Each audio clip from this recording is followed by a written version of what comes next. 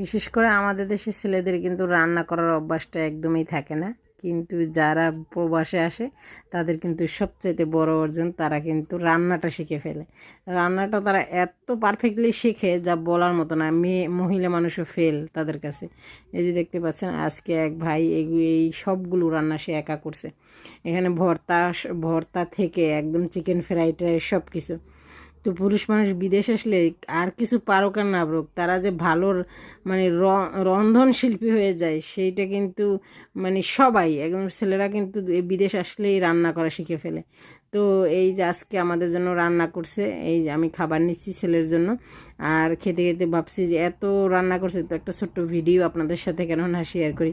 সে একসাথে 4 কেজি চালের পোলাও রান্না করছে, যেহেতু বিদেশে চুলাগুলো একটা চুলার বসাইলে আর আর অন্য চুলায় রান্না করা যায় না, রান্না করতে অনেক টাইম লাগে। তারপর দেখেন তার ধৈর্য কি, এতগুলো রান্না সে সবার জন্য করছে। তো ভাইকে ধন্যবাদ এত সুন্দর মজার মজার খাবার খাওয়ানোর জন্য।